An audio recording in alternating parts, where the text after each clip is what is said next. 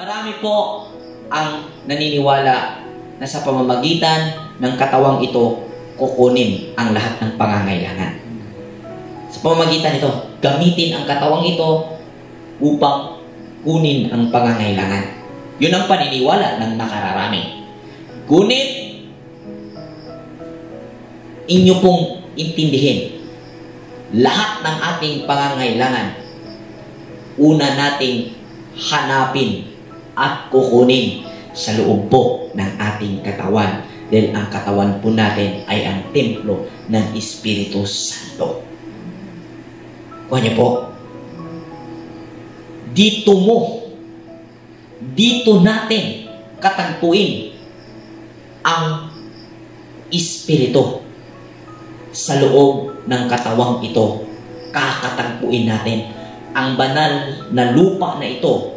Dito natin kakatagpuin ang banal na Espiritu bilang patnubay natin, anak ng sistema, anak ng Diyos, anak ng sistemang pagkamatuwid. Dito po natin kakatagpuin. Amen. Ano po ba? Okay, magandang gabi. Magandang gabi. Sa lahat ng ating mga manunood, sa ating mga kapatiran na nakaantabay po sa ating live, magandang gabi po sa inyo.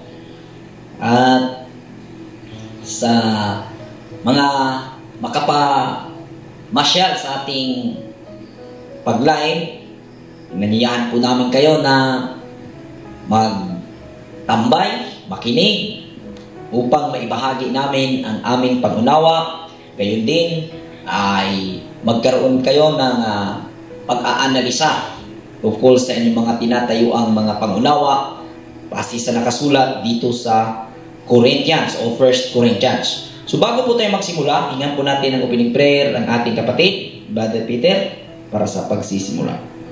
Tayo po'y manalangin mga kapatid. Amang banal, sa gabing ito, kami po muli nag-aaral sa mga salita mo. Nasulat ni San Pablo doon sa taga-Korinto. Amang banal, ipadala mo ang banal, ang banal Espiritu, banal na Espiritu, para po maintindihan namin ang mga salita mo, para po sa mga nagsaliksik na malinis ang puso, na gusto maintindihan ang mga salita mo. Amang banal, sa gabing ito, linisin mo po ang bawat isa sa amin, ang puso namin, na para po naghanda. Amang banal, ang lahat ng papuri at salamat ay tanging sa iyo lamang sa pamagitan ng iyong bugtong na anak na aming Misaya, Yahushua. Amen. Amen. Amen. Salamat, Brother Peter. At bago tayo magsimula, kumustahin natin ang lahat ng mga kapatiran natin na nandito sa Cebu, sa bandang norte, kina Sister Muna, at sa ating mga kapatiran sa Cebu City, sila Sis Rachel, at sa mga kasama natin na mga Messianic dito sa Cebu, sa Karkar, at sa lahat nating kapatiran sa bandang Negros, na Brother Joel, Sister Dolores, Nanay Sini, Sis Andy La Cruz, at sa lahat-lahat mga kapatid, at sa mga kapatiran natin na sa ibang bansa, nasa US, sina Sis Catherine Bran, Sis Sarah, Sis LB, Canada, Sis Ann, sa Cyprus, sa bandang Greece, Sis Gina, at sa bandang Kuwait, sa Malaysia. Magandang gabi po sa inyong lahat, at tayo po ay magpapatuloy na sa ating sinasagawang pag-aaral bawat Biyernes. So ang naging topic po natin sa nakaraang Biyernes, natin pong balikan ang tungkol po sa pagtatalukbong, tungkol po sa sinusuot natin, na kung saan ating nabasa diyan na ang nagsusuot nito, na nagbabahagi, nagpo-prophesize, ay dadala ng kahihiyan kay Kristo. Gayunpaman, atin pong naipaliwanag roon na ang talukbong na sinasabi ni Apostol Pablo, Brother Peter, ay hindi ang talukbong na nakita ninyong suot-suot namin ngayon, kundi ang talukbong na pinatutungkulan ni Apostol Pablo ay ang mga nagiging ginagawa ng mga ministro o ng mga tagapagbahagi ng mga ansyano sa Asembleya ng Corinto, kung saan naging nahayaan nila ang mananampalataya roon o kasama sa grupo na nakagawa ng immoralidad at hindi nila na turuan o hindi nila napagsabihan. Kaya atin pong naipaliwanag roon na yung babae ang kailangang magtalukbong, nangangahulugan po yon na matapos maituro ng husband o ng asawang lalaki na mangangaral ay maging magsimpateya ang isang babae o ang babae, kanyang asawa, doon sa napagsabihan o napangaralan dahil sa di maiiwasang masasaktan kapag na itatama yung mga nagawang pagkakamali sa pamamagitan ng ipapangaral ng isang ansyano na tumatayo sa pagtitipon. So yun po mga kapatid, ang pinaka-summarize, at kung gusto nyo pong mapanood, nasa aming YouTube channel po yan, sa Torah Community. Hanapin nyo lang po yung Torah Community, search nyo po sa YouTube, at punta po kayo sa playlist, hanapin po yung Corinthians. So yan po mga kapatid, no? At mayroon din po live, nasa FB po natin, yung nakaraang Friday, makikita nyo po, nandun po yung ating pagpapaliwanag tungkol po doon. So ngayon po ay nasa chapter 12 po tayo ng 1 Corinthians pa rin. Gayun pa man, ating muling ipapaalala, ang 1 Corinthians ay hindi po siya magkahiwa-hiwalay ang bawat chapter nito. Ito po isang sulat. Simula chapter 1 hanggang sa pinakauling chapter 16. Isang sulat po ito. Tinalakay po natin chapter by chapter. Magkasunod-sunod po yan upang ating pong maintindihan, dahil ang madalas na nakaugalian ng mga mambabasang Pilipino, ang pag-aaral ay by verse. So, ang versikulo at chapter, hindi po yan ang naghihiwalay sa sulat o sa mga salita. Yan po ang ginawang pamamaraan o katulong na ang mga idea na isinasagawa ng mga sages, ng mga scholars, upang mapadali ang paghahanap. Instead, words ang i-memorize, numero na lang po ang i-memorize. Diyan na po, wala pong ibang purpose yung mga chapter at verses. Hindi po yan naghiwalay sa salita. Yan po ang ating dapat itanim sa ating mga pangunawa habang po tayo ay nagbabasa o nag-aaral sa sulat ng banal na kasulatan. Amen. Okay? So tuloy po natin ang Corinthians chapter 12 verse 1. Simulan po natin sa verse 1 to 3. Ganito po ang nakasulat. Ginamit po natin ngayon is MBB version. Si Ross, tama po ba? So MBB po tayo. Mga kapatid, yun, ngayon, tungkol naman sa mga kaloob ng Espiritu Santo, nais kong magkaroon kayo ng wastong kaalaman. Okay? So alam ninyo na noong hindi pa kayo sumampalataya, kayo'y inailigaw sa mga Diyosan na hindi naman nakakapagsalita. Kaya nais kong malaman ninyo na walang taong pinatnubayan ng Espiritu ng Elohim ang magsasabing sumpain si Jesus.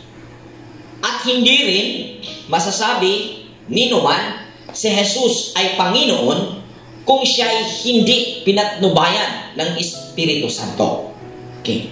Mabigat na pahayag. Okay? So, dito po, ating mapapansin na sabi ni Apostol Pablo, kaya't nais kong maalaman ninyo na walang taong pinatnubayan ng Espiritu ng Elohim ang magsasabing sumpain si Jesus. Kung kaya nabitiwan ni Apostol Pablo sa kanyang sulat ang salitang iyan, dahil sa kapanahunan nila Brother Pritze, ang naging sitwasyon, alam po natin mayroon pong existing na dalawang sekta. Parehas po yung dalawang sekta na hindi naniniwala ni Jesus o ni Yahweh o ni Yeshua o Yahshua man, o ano mang katawagan ninyo sa pagkabasa ng Yud He Waw He, Yud Shin Waw Ayin. So, okay? ang mga tao na napapasakop o napapailalim sa dalawang sekta, which is Pharisees, Sadducees, yan po ay mga nang sumpa o nagsabing sumpain si Jesus dahil nga hindi nila lubos na intindihan ang naipangaral na mga kaalaman tungkol sa Diyos at sa tao na naibahagi ni Jesus.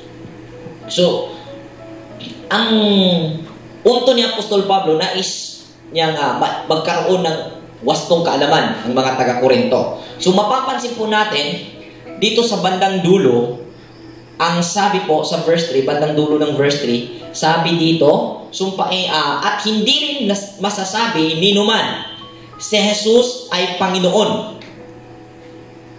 Si Jesus ay Panginoon kung siya'y hindi pinatnubayan ng Espiritu Santo. Okay? Next.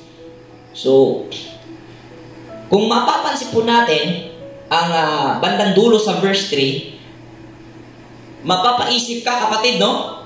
Sa panahon natin ngayon, ang lahat ay tumatawag kay Jesus na Panginoon. Lalo pa mga Pilipinong Kristiyano. Amen po ba? Amen.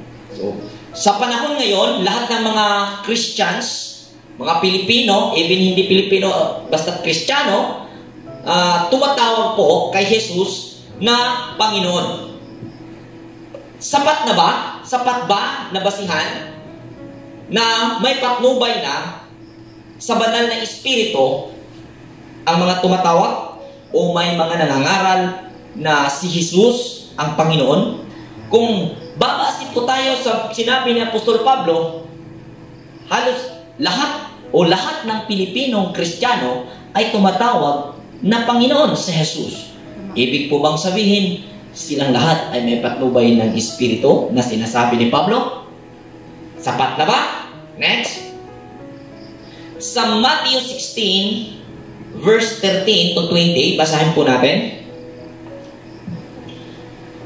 Matthew 16, verse 13 to 20. Nang dumating si Jesus sa bayan ng Cesarea ng Pilipos, tinanong niya ang kaniyang mga alagad, ano ang sinasabi ng mga tao patungkol sa anak ng tao? At sumagot sila, ang sabi po ng ilan, kayo si Juan na tagapagbautismo. Sabi po naman ng iba, kayo si Elias. At may nagsasabi pong kayo si Jeremias o isa sa mga propeta. Tinanong ulit sila ni Jesus, ngunit para sa inyo, sino ako?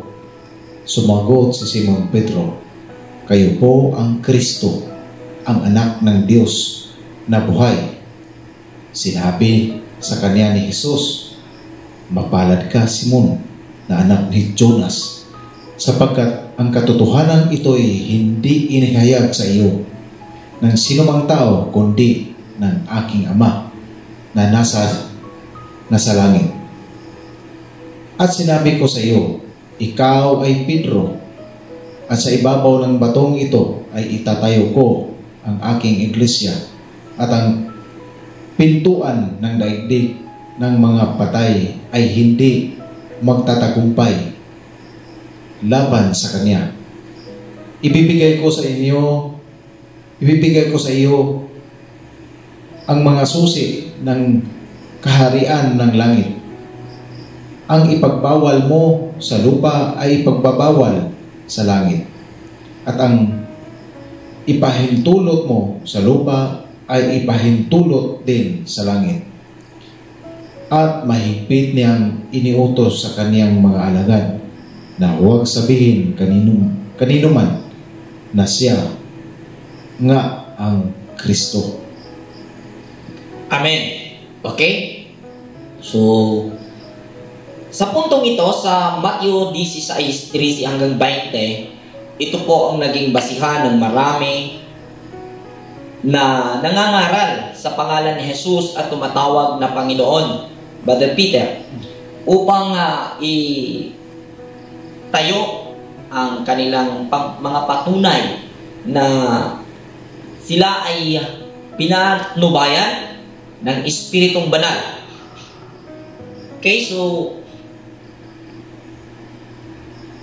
dahil sa nakilala ni Pedro ang Kristo, pinahayag dito mismong si Jesus ang nagsabing walang sinumang tao ang nagsasabi sa iyo tungkol sa ganong impormasyon. Tanging ang Ama sa langit ang nagpatnubay upang makilala niya si Jesus na Kristo. Okay? So, next verse. So, sa unang Juan 4:1 hanggang versikulo 6, basahin po natin upang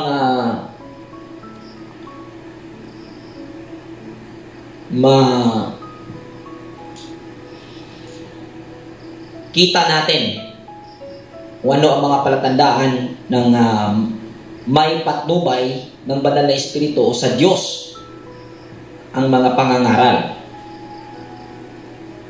First, unang Juan chapter 4 verse 1 to 6. Mga minamahal, huwag ninyong paniniwalaan kaagad ang bawat nagsasabing nasa kanila ang espiritu. Okay? Sa halip, subukin muna ninyo sila upang malaman kung talagang mula sa Diyos ang espiritong nasa kanila. Sapagkat marami ng huwad na propeta sa mundong ito. Ito ang palatandaan ng mga naang espiritu ng Diyos nga ang nasa kanila. Kung ipinapahayag nila na si Hesukristo ay naging tao, kung hindi, gayon ang kanilang ipinapahayag tungkol kay Jesus. Hindi mula sa Diyos ang espiritong nasa kanila. Ang espiritu na anti-Kristo ang nasa kanila. Nasabi na sa inyo ito'y darating at ngayon ngay nasa daigdig na. Okay? Mga anak, kayo ngay sa Diyos na at napagtagumpayan na ninyo ang mga huwad na propeta, sapagkat ang espiritong nasa inyo ay mas makapangyarihan kaysa espiritong nasa mga makasanlibutan. Sila'y makasanlibutan, kaya mula rin sa sanlibutan ang itinuturo nila at nakikinig sa kanila ang mga makasanlibutan. Amen. Verse 6, ngunit tayo'y sa Diyos. Ang sinumang kumikilala sa Diyos ay nakikinig sa atin. Ngunit hindi nakikinig sa atin ang sinumang hindi sa Diyos. Sa ganito nga natin nakilala ang espiritu ng katotohanan at ang espiritu ng kasinungalingan. Okay. Amen. So kaya tayo nag-focus dito sa verse 3 dahil nga kung sa sinabi kung siya hindi pinatnubayan ng Espiritu Santo, dahil nga hindi rin masasabi ni numan si Jesus ay Panginoon kung siya ay hindi pinatnubayan ng Espiritu Santo. So marami po ang makapagsabi na si Jesus ay Panginoon. So kung hindi po natin ito aralin, madali po tayong masabihin na nating mapapaniwala na ang lahat ng nakapagsabi na si Jesus ay Panginoon ay may patnubay sa banal na Espiritu. At kung sabihin naman natin na palitan yung pangalan into Greek translation from Jesus to Jesus to Isus, Jesus to Jesus. Pag sinabing natagpuan na yung tunay na pangalan, at ang nakakapagturo sa tunay na pangalan ay may patnubay sa Espiritu. So gayon po, yung pangalan na nababanggit, tulad ng mga nagsabi na kaya hindi daw epektibo yung Jesus dahil hindi po pala iyon ang tunay na pangalan. So magiging may patnubay ka lang sa Espiritu Santo kung malalaman mo ang Jesus o ang tunay na pangalan na palitan ni Jesus. Gayunpaman, marami pong mga pag-aaral ang ating pong mga nakikita. May mga nagtawag na Yeshua, may mga nagtawag na Yaswa, may mga nagtawag na Yahushua, may mga nagtawag na Yahwasya.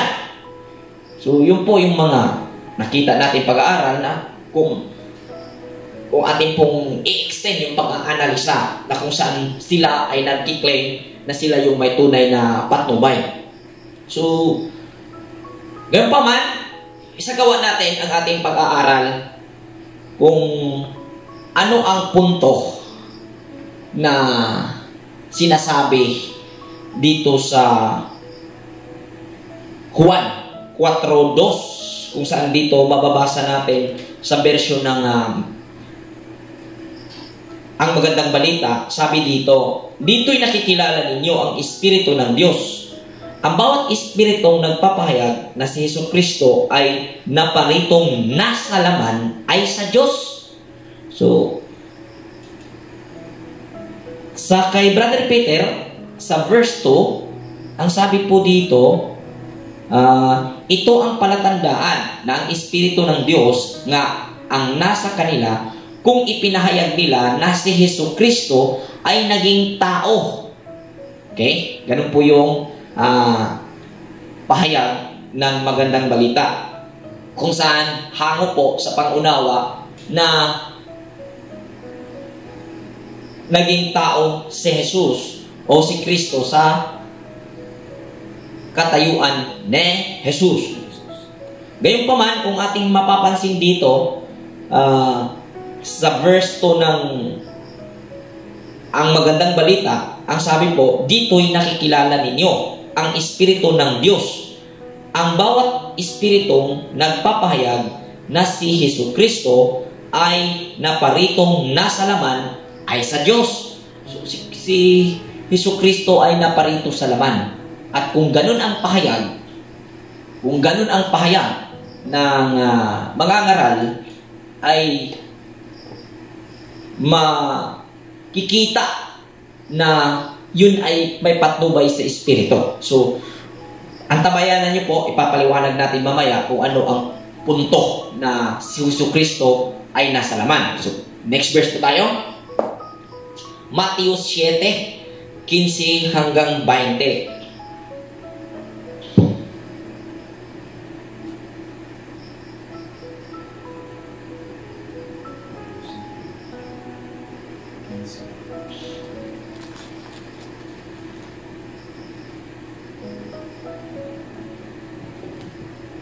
Matthew 7, verse 15 to 20. Mag-ingat kayo sa mga hindi tunay na propeta. Lumalapit sila sa inyo na parang tupa, ngunit ang totoo'y mababangis na asong gubat. Makikilala ninyo sila sa kanilang mga gawa. Mapipitas ba ang ubas sa puno ng dawag o ang igos sa matitinik na halaman? Mabuti ang bunga ng mabuting puno, subalit ang masama ang bunga ng masamang puno. Hindi maaring mamunga ng masama ang mabuting puno at hindi maaring mamunga ng mabuti ang masamang puno.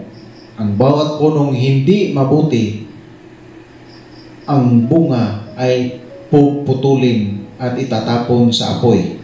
Kaya makikilala ninyo ang mga hindi tunay na propeta ayon sa kanilang mga gawa. Okay, so malinaw kung ating i-analyze ang parables na ito, yung puno ay tumutukoy po sa gawa. So, ang propeta na may patnubay sa Espiritu at propeta ng Diyos ay nakikilala sa pamamagitan ng gawa. Gayon pa man, marami po ang na bingwit dito sa ganitong mga pangangaral. So kung ating kilatisin, ang sabi, nakikilala sa bunga. So, ang puno. So, kung ating unawain, yung itinuturo ang magsisilbing puno, no? Yung pagtuturo na natatanggap mula sa mga ngaral ang magsisilbing sanhi ng pagkilatis kung ito ay maging aplikasyon sa buhay ng mga tagasunod. So, ganun po natin kikilalanin, no, kung isa sa buhay ito at ating maobserbahan kung gaano ba ito ka-effective. So, continue tayo. So, pagdating sa verse 13, verse 3, hindi ka pa rin lubos na sabihin natin masatisfy ba? Dahil mayroon namang mga nangangaral na talagang galing sa puso. So, kung paano ba nakikilala ang tunay na ipinangaral, yung katotohanan ng ipinangaral, kung basihan natin yung kadalisayan, wala namang nangangaral na nagbibiro. Tama po ba? So, kung basihan din natin ang gawa sa pagsasagawa sa kanyang naituro, lahat naman po ay nagsisikat. So, ang punto po natin, kailangan po nating maintindihan kung ano ang ibig sabihin na si Kristo ay naparito sa laman. Si Jesucristo ay naparito sa laman kasi yun ang tanda na kung ganun ang itinuturo ng mga ngaral, yun ang may patnubay sa Espiritu. Itong sinabi. Okay? So dito sa verse 2 ng 1 John chapter 4, dito'y nakikilala ninyo ang Espiritu ng Diyos. Ang naparitong nasa laman ay sa Diyos. So, kung nagtuturo ang isang mangangaral na si Jesucristo ay naparito sa laman ay sa Diyos. Yun po yung sabi ni Juan. So, ang naituro po ng marami, ang pagparito ni Jesucristo ay sa laman, yung pong silang ni Jesus hanggang siya ay namatay. Yun po yung Jesucristo na nasa laman. Pero kung atin pong pansinin, dito sa Juan ay wala na po si Jesus dito, no? Patay na po siya rito. So, at sinabi nga nila na nabuhay itong si Jesus. At marami ang nagtuturo na siya ay nabuhay, literally, bumangon mula sa mga patay. Ngayon pa man, ang Torah community may isinasagawang pag-aaral na hindi nga nabuhay ang katawan ni Jesus mula sa mga patay. Di po siya nabuhay. Marami po tayong expose niyan. At yan po yung inyong mapanood sa aming YouTube channel. Series po yan, The Resurrection. So, kung nagtuturo na naparito si Jesus sa laman, ang tumbok po nun, ang tinutukoy po nun, yung kanyang pagkabuhay, hindi po yung kanyang pagsilang. Ano po ba? Dahil, ano pang essence, kung sasabihin mo na pumarito siya sa laman, si Jesucristo pumarito sa laman, anong essence na sasabihin pa yun, na yun naman ay talagang isinilang na tao at alam nila sa kapanahonan nila. Amin po ba, Brother Peter? Parang, bakit mo pa ihahayag na si Jesucristo ay isinilang na tao? Wala nang isins eh. Dahil tunay nga na siya ay isinilang na tao. So, ang point po doon, siya naparito sa point na siya ay nabuhay muli sa laman. So, yan po ang ating ibabahagi ngayon kung paano nangyari yung pagkabuhay niya sa laman. Dahil kung ating mabasa po ang 1 Peter chapter 3, verse 18. 1 Peter chapter 3 verse 18. Sapagkat si Kristo na walang kasalanan ay namatay ng minsan para sa inyo na mga makasalanan upang iharap kayo sa Diyos. Siya ay namatay ayon sa laman at muling binuhay ayon sa Espiritu. Malinaw po dito, no? Mismong si Apostol Pedro ang nagsulat na ang pagkabuhay ni Jesus ay hindi po naganap yung akala ng marami na siya ay bumangon mula sa mga patay. Ano ba?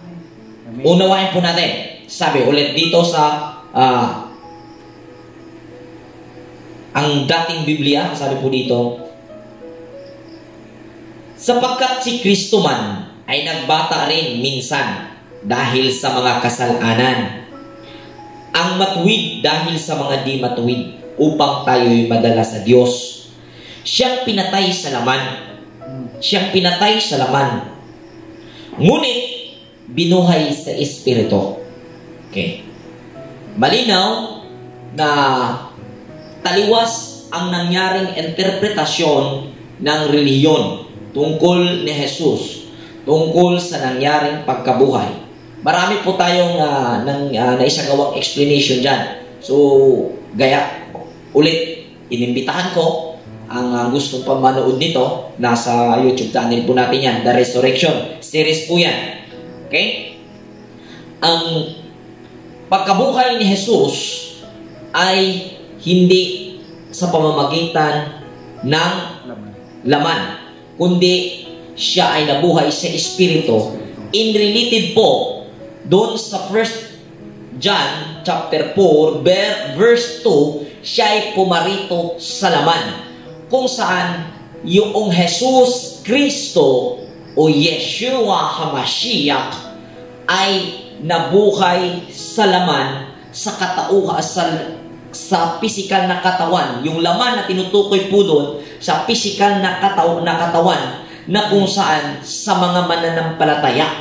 Amin po ba? Yung laman na tinutukoy sa 1 John chapter 4 verse 2, kung saan si Jesus ay nabuhay sa laman, pumarito sa laman, ay ang pangyayaring siya ay nag-resonate, muling nagkatawang tao sa katayuan ng mga believers. Papaliwanag natin. So pagka sinabing Diyos, ang Diyos ay ang sistema ng pagkamatuwid. Amin po ba? Yan po ang ating pinag-aralan. Hindi po, ang Diyos po ay hindi po siya separate sa tao. Ang sistema ng pagkamatuwid kung saan yan po ang nagiging sanhi ng pagkakaroon natin ng kahit ano na meron tayo ngayon.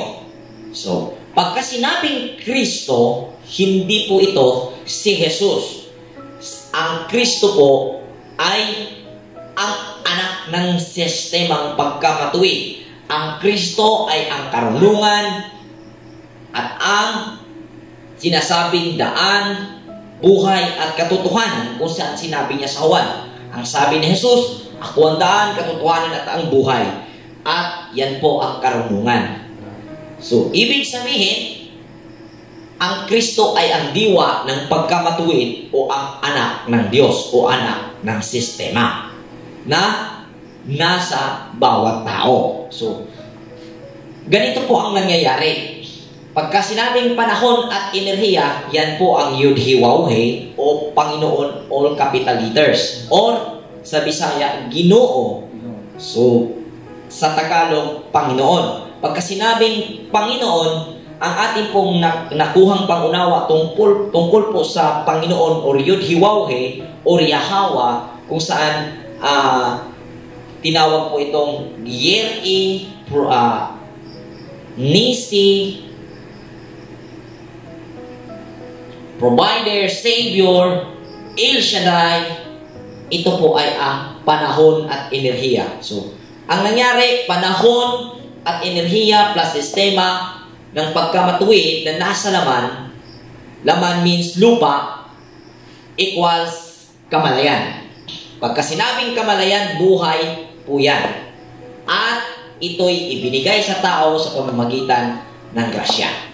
So, ikaw ngayon na nakatayo bilang may buhay, composition ka po o composition po tayo ng panahon at enerhiya plus sistema ng pagkamatuwid na nasa lupa, nagiging kamalayan. At ito ay ibinigay sa tao sa pamamagitan ng grasya.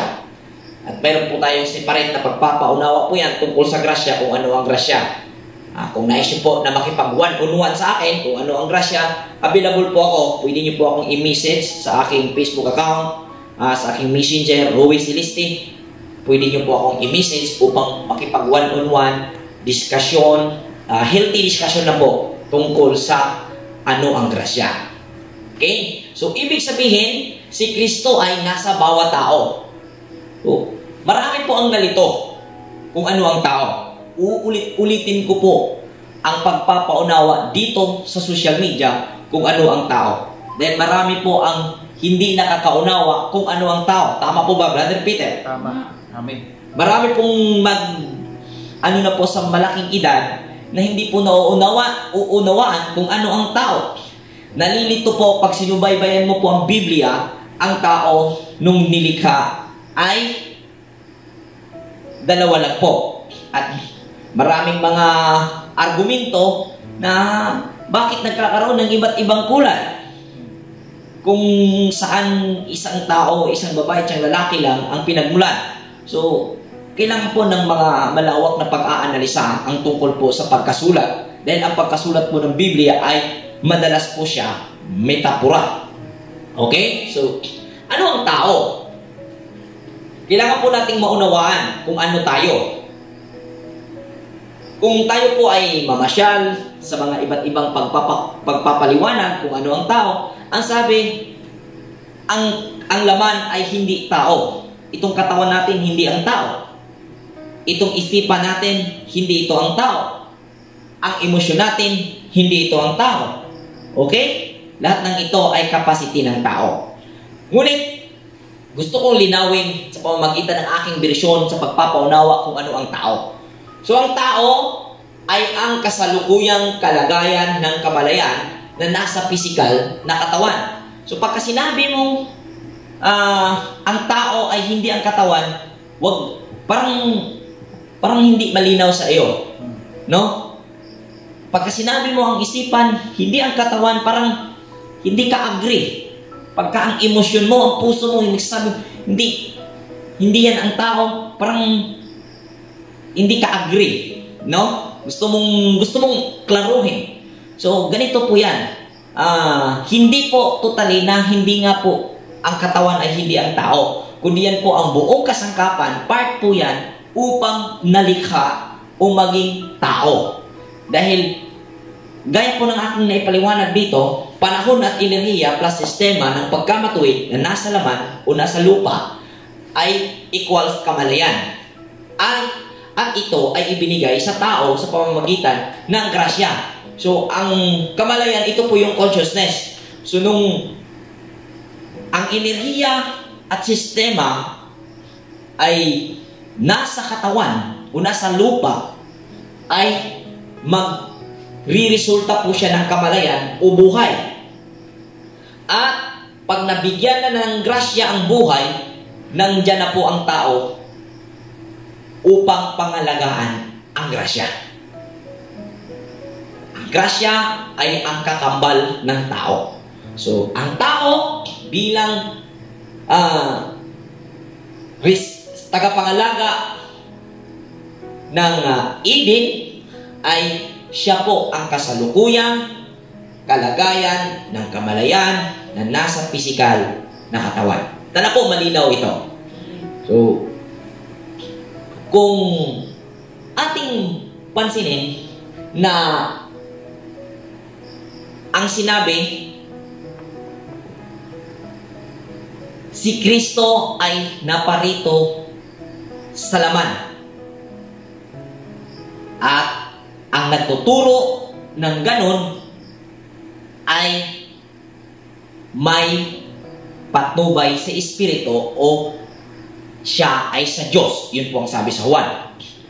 So, marami po ang nagtuturo sa konseptong itinuro ng relihiyon na si Kristo ay pumarito sa laman at ang interpretasyon na tinutukoy nila ay yung pagkasilang ni Jesus bilang anak ni Jose at Maria.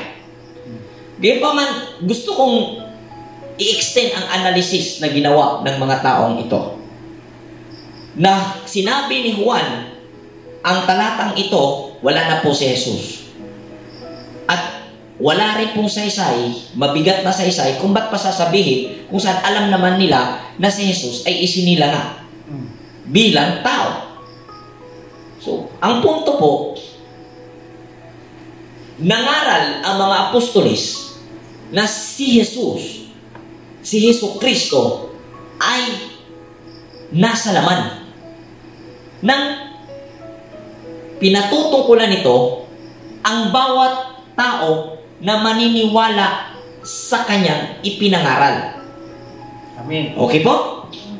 Dahil sa kaalaman ng lahat, kung atin pong babalikan, Brother Peter, yung katanungan sa Matthew chapter 22, kung saan tinanong roon ng mga Sadusyo ang muling pagkabuhay na paano mangyari yung pagkabuhay sa laman na kung saan ayon sa patnubay na itinuro ni Moses sa mga ninuno, pag namatay ang isang asawang lalaki na hindi nagkaanak sa kanyang asawa at siya may kapatid, automatic mag-take over yung kapatid, Brother Peter, hanggang sa umabot ng 7 at lang lahat ay namatay sa huling araw.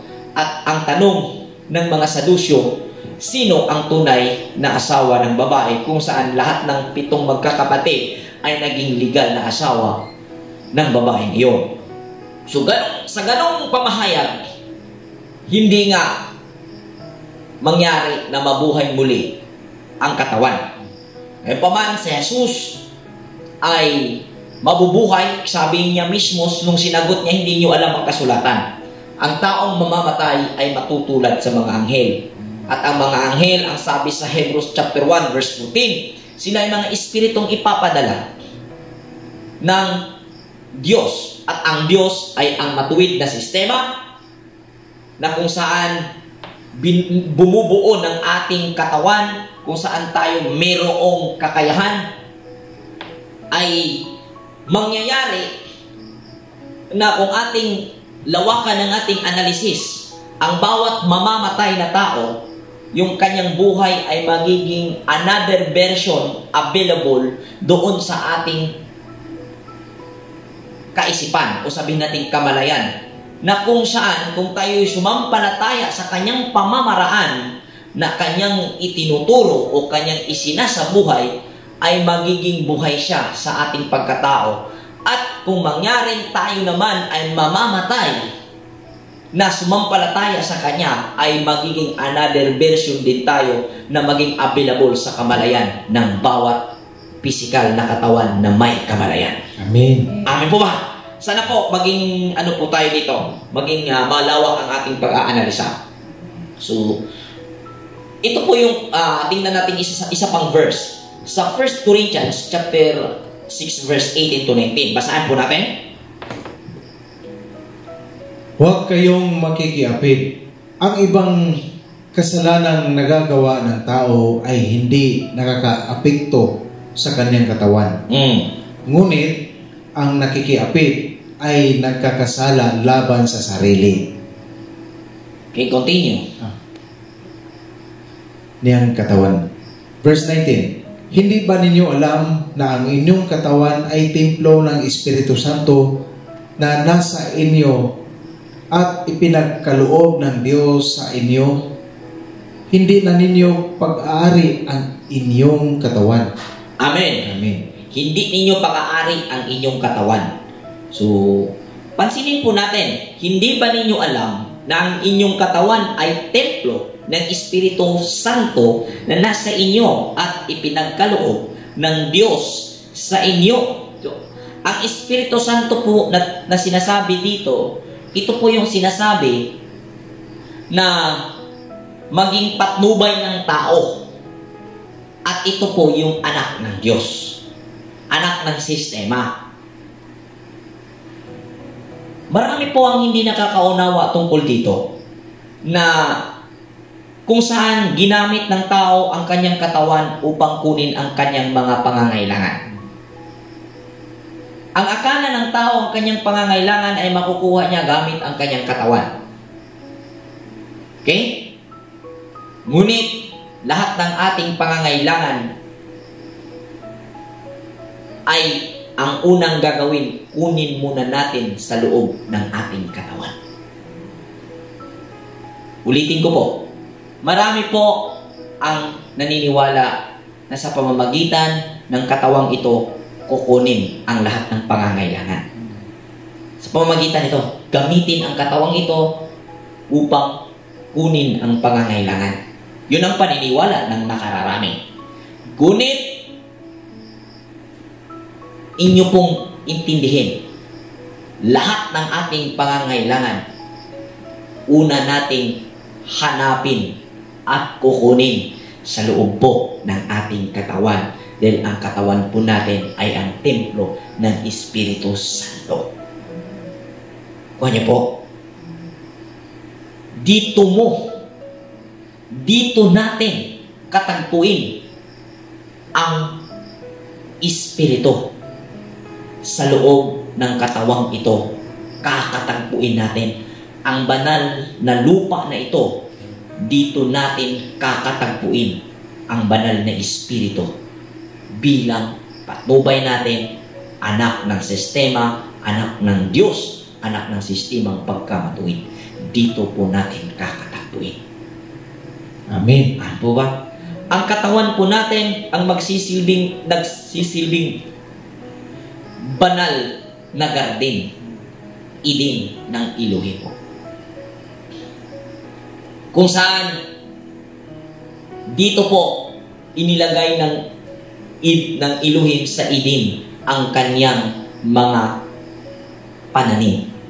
At ang inilagay po niya dito ay hindi po sabihin na natin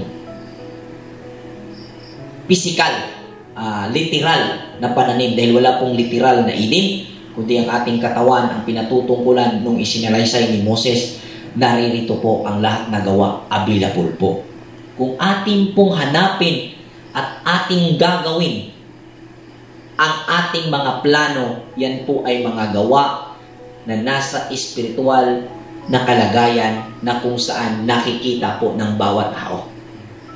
At kung ating ipagpapatuloy ang pangangalaga sa mga gawa na available nasa atin po, kung atin pong ipikit ang ating mata at kung anuman ang ating nanaising gagawin bago po nangyari ang paghakbang sa pisikal na pagsasagawa, ay nangyari po mental na aspeto. Kaya yung sinabing ang Kristo ay nabuhay, si Hesus Kristo ay nabuhay sa laman, yan po yung kanyang mga gawa na kung saan available po yan sa bawat pagkatao. Amen. Hanapin mo, sumampalataya ka sa Kanya, magiging makikita mo ang Kanyang pagkatao sa loob mo at mabubuhay siya sa sitwasyon mo bilang siya ang magpapatnubay sa iyo bilang Kristo o bilang tao na nakakapag-perform sa patnubay ni Kristo o patnubay ng Espiritong Banal na siyang Kristo. Dahil si Jesus nagiging Kristo, nagiging Hesus Kristo dahil naging aktibo po ang Espiritong Banal na kung saan nasa katawan ng bawat tao at nagkataong aktibo ito sa kanya. Hindi ibig sabihin napili siya, kundi siya ay may pag-ibig sa pagsunod sa patas at makatarungan at nagkaroon ng pagkakataon na nangibabaw ang Kristo at naging patnubay sa buhay niya, kaya siya ay tinawag na Hesus Kristo. Amen. Amen.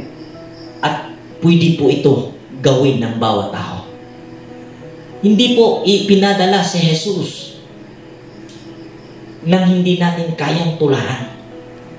Napakapulpul naman ng Diyos kung siya'y magpapadala nang hindi naman kayang sundan ng mga tao.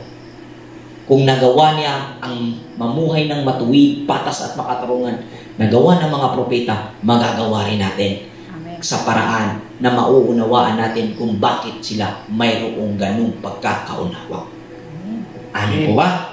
Amen. Kaya ang sabi, ang nagtuturo na si Jesu Kristo ay naparito sa laman, kung nagtuturo ka na yun ay tumutukoy sa kanyang pagkasilang, hindi ka may patnubay sa Espiritu. Pero kung itinuturo mo na si Kristo ay nasa bawat tao, kung saan mismong si Pablo ang nagsabi sa mga mananampalataya, di ba ganinyo alam na si Kristo ay nasa inyo? 3 times po yan na isinulat ni Apostol Pablo sa kanyang mga asambleyang pinangaralan. Hindi ko na lang po ibibigay ang verse at chapter at ang libro dahil common na verse po ito. Sabi niya, si Kristo ay nasa inyo. Ibig sabihin, tumugma sa sinabi ni Juan na ang nangaral na nagsasabing si Kristo ay nasa laman ay sa Diyos. Ibig sabihin, kung ang nangaral na si Kristo ay available sa bawat tao, ay may patnubay sa Espiritu at siya ay sa Diyos. Pero kung nangaral ka na si Jesus ay nasa langit at babalik, wala sa iyo ang patnubay ng Diyos. Amen. At hindi sa iyo ang patnubay ng banal na Espiritu. Dahil taliwas po ang ipinangaral mo sa ipinangaral ng mga apostolis. Nangaral ang relihiyon na si Jesus ay babalik sa kanyang katawang tao.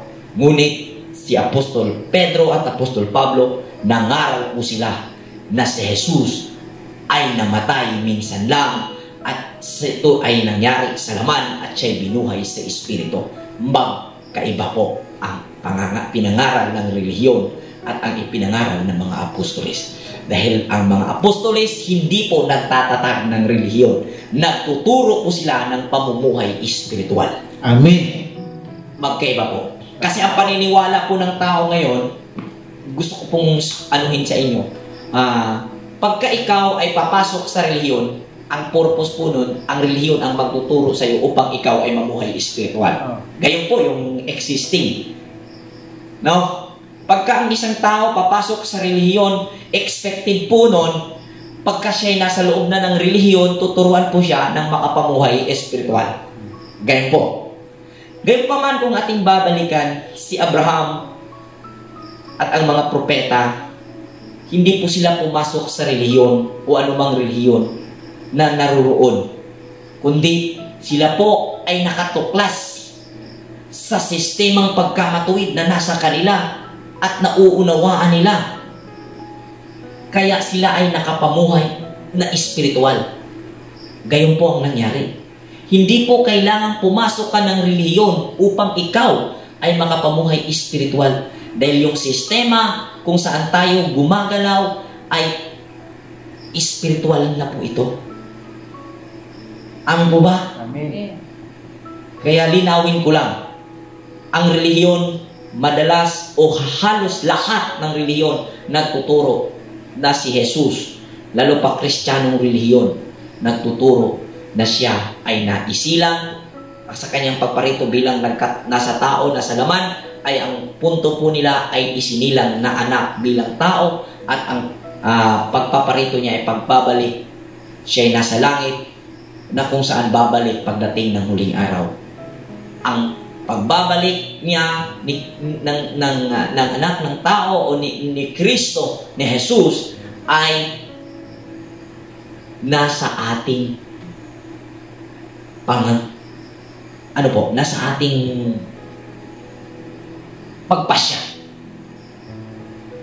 Kung gustuhin natin at buhayin ang Jesus, ang Kristo, ang Jesus na nabuhay noon na may Kristo at mangyari na mabubuhay siya sa ating pagkatao. Dahil ang lahat ng namatay ay matutulad sa anghel na ipapadala ng Diyos upang maging patnubay sa nais niyang ililigtas. Amin po ba? Amen. Nawa po, maging linaw po ito. Dahil pagka nag-aral tayo base sa nasusulat, hindi na kailangan pang ipaliwanag, no? Pero kailangan nating maintindihan bakit nila isinulat. Okay, so next. Iba ang mga espiritual na kaloob. Ngunit, iisa lamang ang espiritu na nagkaloob ng mga tao. So, iba't iba nga ang espiritual na kaloob. Pero,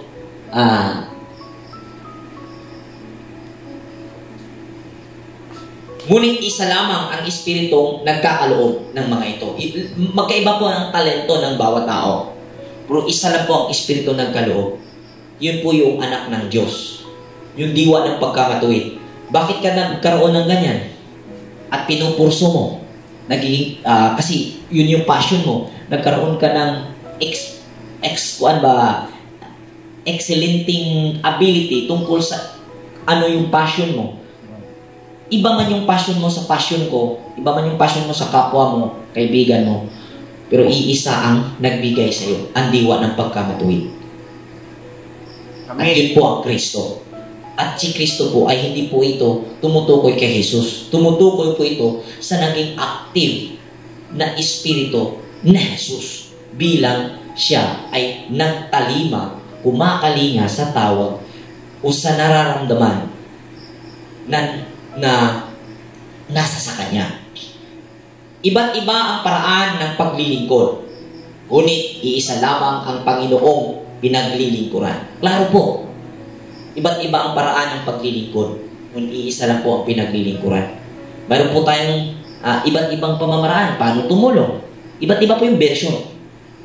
Dahil nagkaroon po tayo ng idea na nandyan sa universe o nandyan sa ating kaisipan kung saan available. Kung gustuhin natin ito yung gagawin mo, nakikita mo yan. At pag naisagawa mo yan at aalis ka rin sa katawang lupa na ito, ikaw ay magiging another available version sa loob ng universo.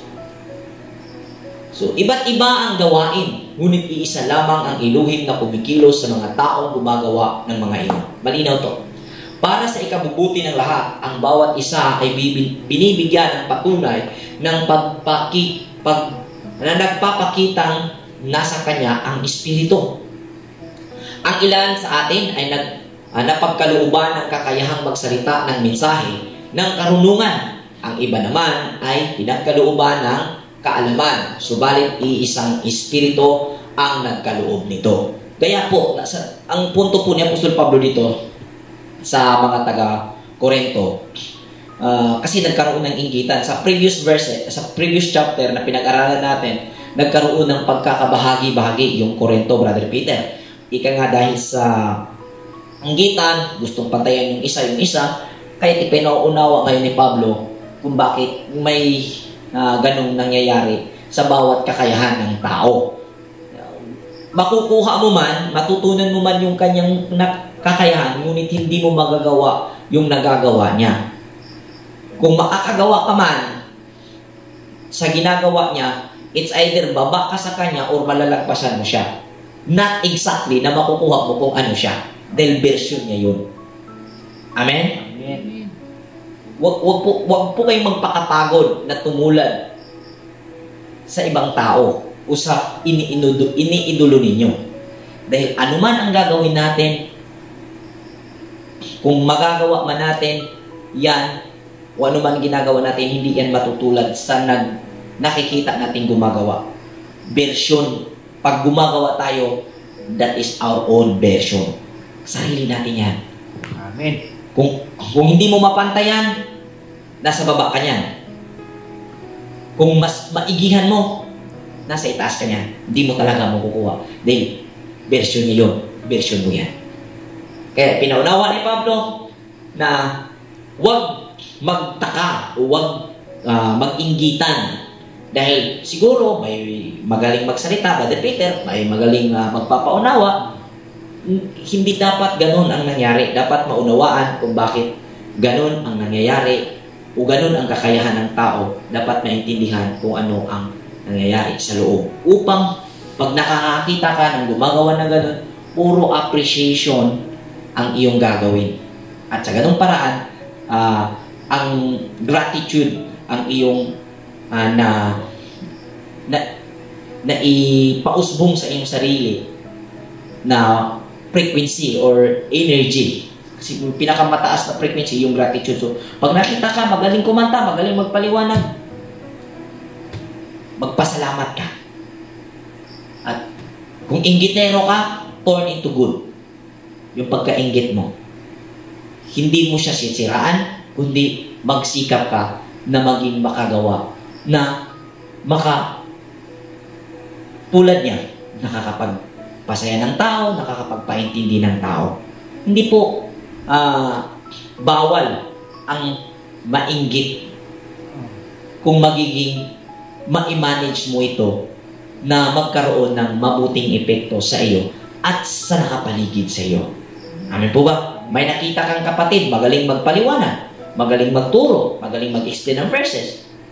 Give thanks sa Creator, sa kanyang talent, sa kanyang ability.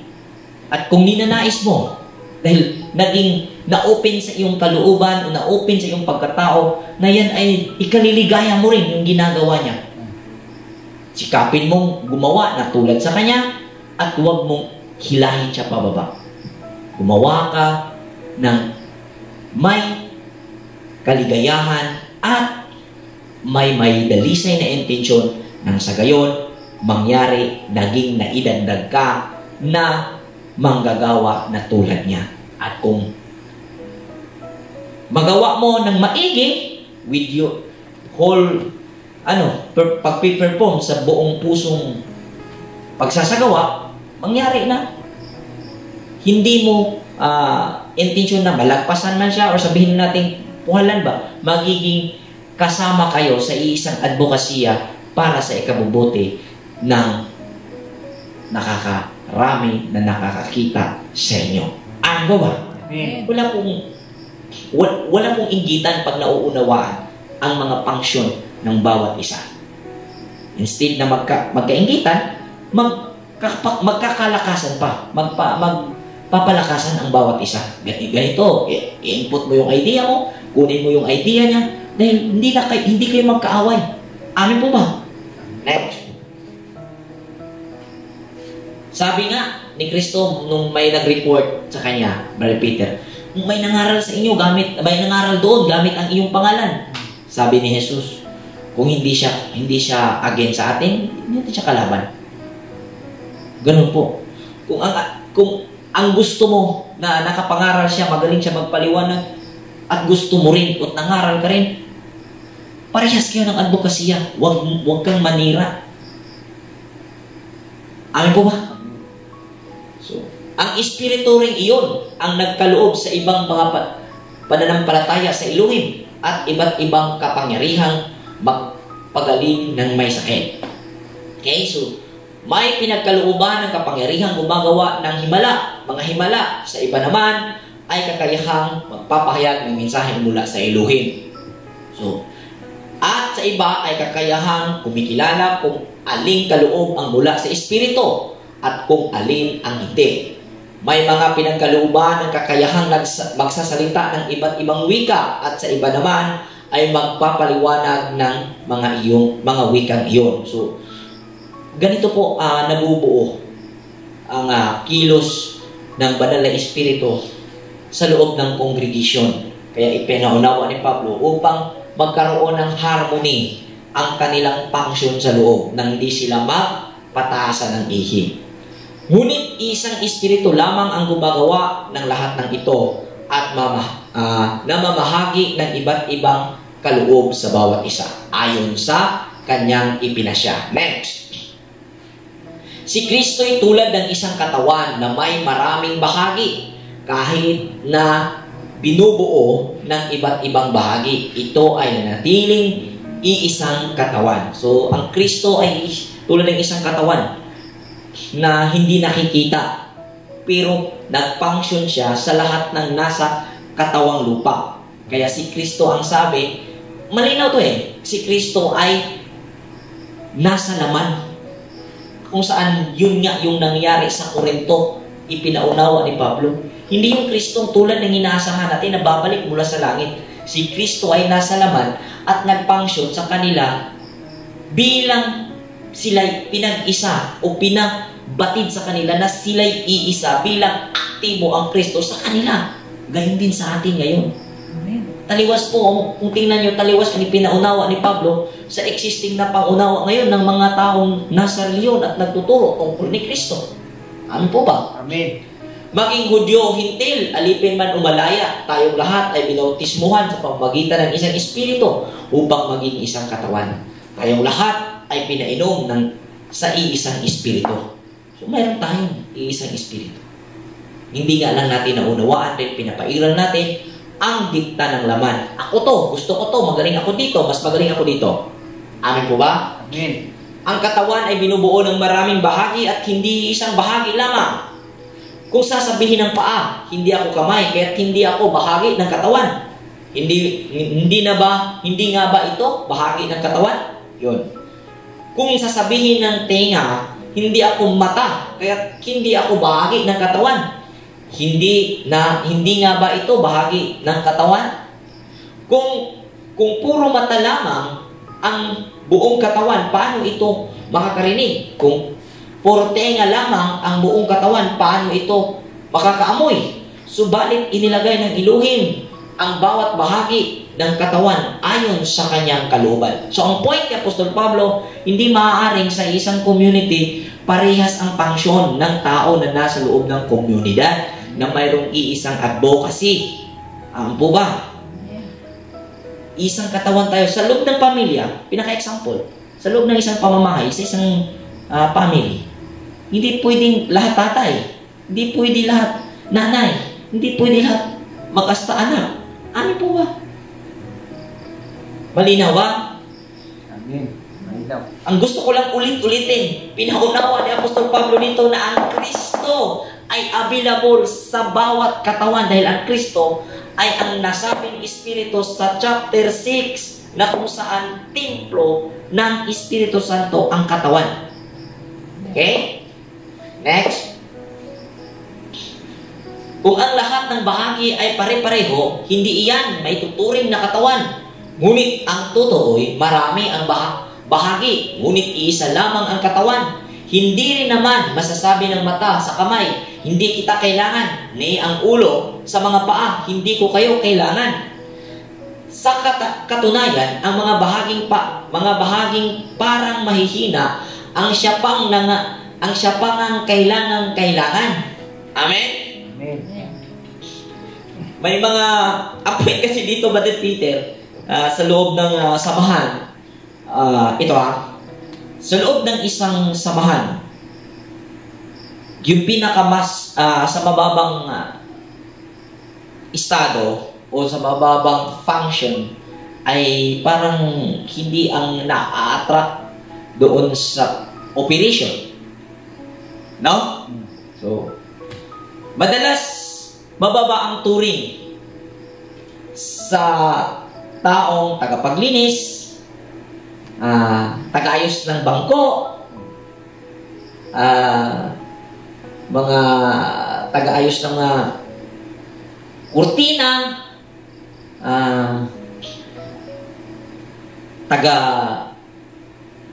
taga-walis. Ngunit mga kapatid, sadyang ito ang kinakailangan. Sa isang mall, ang pinakamay mababang pagtrato sa lahat ng empleyado roon ay ang mga janitor. hindi yan maitatanggi dahil experience ko yan. Naging janitor po ako for 4 years. Amen? Alam ko yan. At naranasan ko kung gaano kababa ang turing ng tao bilang janitor, ang kanilang kaharap. Pero kung iyong titingnan, Brother Peter, kung titingnan mo, kung hindi lilinisan ng janitor, nawawala ang reputasyon ng buong mall. Tama. Ano po ba? Amen. Simple, napakababa po ng janitor. Turing ng mga tao na naruroon. Hindi naman lahat, pero mostly. Out of 100%, 80% sa mga tao, mababa ang turing nila sa ganong trabaho. Hindi nyo ako masisisi dahil nandun po ako sa katayuang iyon for 4 years dito sa Cebu. Naging janitor po ako sa maraming mall. Kaya na-experience ko. Napakababa po yung turing. Pero pag hindi nalinisan, sino ang nasisira pangalan, sino ang nagdala ng reputasyon ng mall, ng company na aming pinagtatrabahuan? Kami, ang janitor. Kaya tama si Apostol Pablo. Sa katunayan, ang mga bahaging parang mahihina ay siya pa nga ang kailangan. Kaya ang standard na itinuturo ni Jesus, Brother Peter, if you wanna be great in the kingdom of God, you must be the servant of all. Kaya dito sa Torah community, madalas elder ang nakikita nagluluto, nagwawalis, naghuhugas pinggan. Dahil nauunawaan po namin na ganun ang function ng isang nagnanais magiging great sa kingdom of heaven. Amen? Amen. Okay? So ang mga bahagi ng katawan ay inaakala nating ganong kapuri-puri ay pinag-uukulan ng higit na pagpapahalaga. Ang mga bahaging hindi likas na maganda ay siya nating higit na pinapahalagahan. Okay? So, sa event, sistema event, sino yung pinakamahalaga dyan? Sa turing. Di ba yung performer? Sa concert, yung performer, yung singer, yung vocalist, yun yung naka-front na pinagtuunan ng pansin na mahalaga sa event. Di ba, Brother Peter? Yung pinakamababa ron, yung naghanda, tagapaglinis, tagayos ng bangko, sa sounds. Paano gaganda yung sit up? Kung wala yung nag-aayos. Di ba? Pero hindi ibig sabihin, hindi rin mahalaga yung magandang bahagi. Nagkataon na sila nasa front. Ang problema, hindi nare-recognize ng maraming tao yung buong team kung saan nakapag-perform yung performer. Gayon din sa loob ng Korinto kung kaya ganito ang itinuro ni Apostol Pablo dahil ang kinikilalang banal at matuwid yung leader, yung nagsasalita, yun lang may alam. Kaya dinidiscourage po natin dito sa Torah community ang ganoong practice. No? Hindi po ibig sabihin si Bro Rui ang nagsasalita dito ay nakakataas at may mas higit na nalalaman. Nagkataon na si Brother Rui kung sa katawan ay naging bibig upang magsasalita. Ano ba? Amen. Ganyan po ang nangyari. Ang point po is gawing pantay. Gawin ang nararapat na pagturing bilang nagturing ka na may patnubay ka sa diwa ng kabutihan. May diwa ka ng pagkamatuwid. May Kristo ka. Amen. Hindi na ito kailangan gawin ng mga bahaging sadyang maganda. Ngunit nang isaayos ng iluhim ang katawan, binigyan niya ng higit na karangalan ang mga bahaging hindi gaano marangal. Okay? Pagka ang isang tao sikat at nagtuon ng pansin sa mga mababang tao sa tulad ng mga janitor at ang mga ordinaryong mga tao doon sa event, ang taong sikat ay tatanghaling mabuting tao. Ano ba? Dahil gayon po, nangyari sa kanya ang ginawa ng Elohim upang maparangalan ang mga bahaging hindi gaano marangal. Ano ba? Dahil naging bukas ang tao, yung taong iyon kung ano ang dapat niyang i-extend doon sa mga naghanda sa kanya, naghanda ng lugar, ng event area, at nung pagdating niya roon, kanta na lang siya pa ang napaparangalan. Binalik din niya. So, ganun po. Amen? Amen. Upang hindi magkaroon ng pagkabahagi-bahagi. Kaya sa community, kailangan po nating i-recognize yung mga tumutulong, yung mga nagbigay ng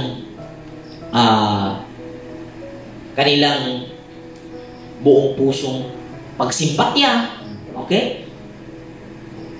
Kasi ang existing na practice ng reliyon, mas lalong nakafocus ang tao sa member na giver financially na pagbibigay. Amin po ba? Amen. Kasi kung ating titingnan, bakit hindi maituro-turo ng mga ansyano sa Corinto at hindi niya mahubang-hubaran doon sa harapan ng mararami yung gumawa ng immoralidad? Siguro, Brother Peter, giver to. Pero dito sa Torah community, wala pong ganun.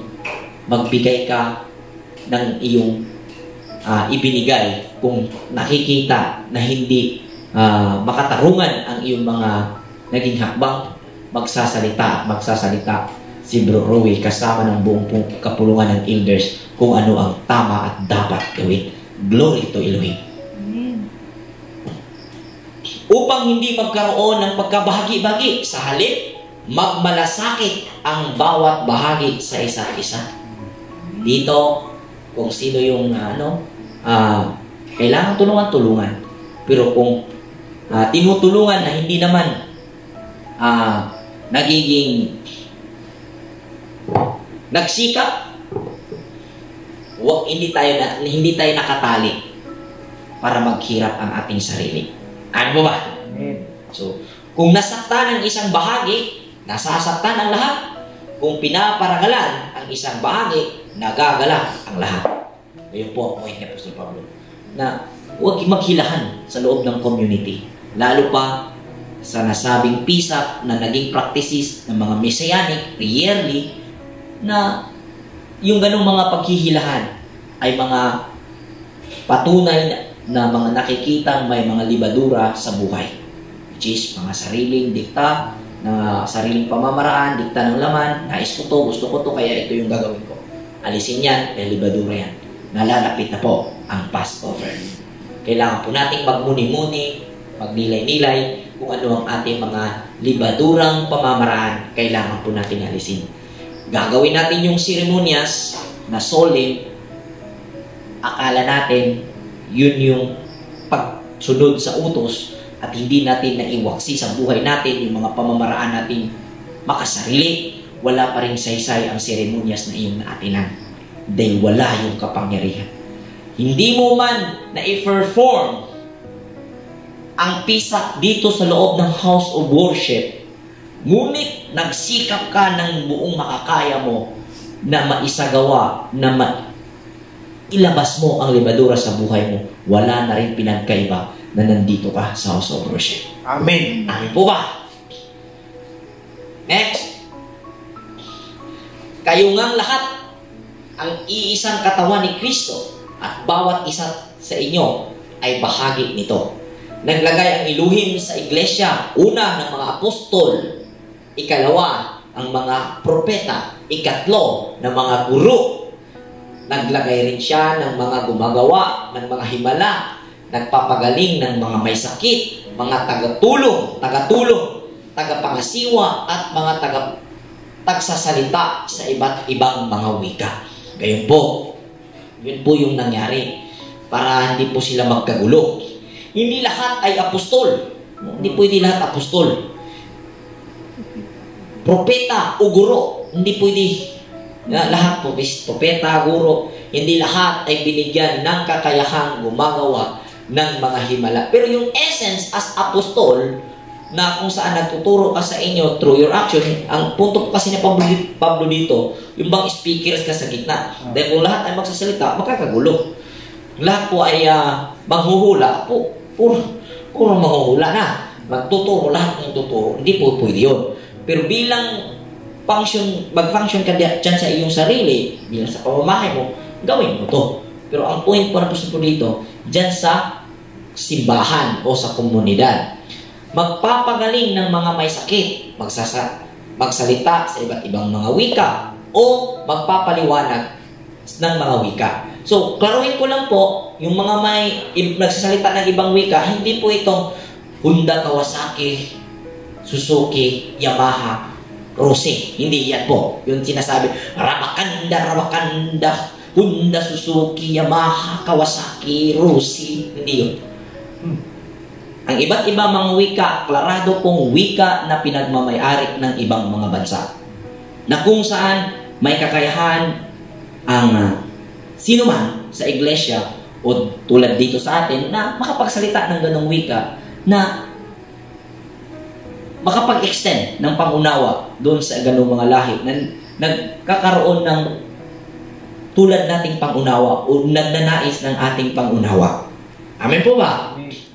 Ngunit buong sikap ninyong hangarin ang mga kaloob na mas dakila at gayoy itinuturo ko sa inyo ang landas na pinakamabuti sa lahat. So, yun po mga kapatid. Tapos pabasis. Yan po mga kapatid. At klarado po na ang Kristo dito sa 1 Corinthians chapter 12 ay available po sa bawat laman nasa bawat isa sa atin. Amen. Magandang gabi po sa lahat. Shalom Aleichem. Aleichem Shalom.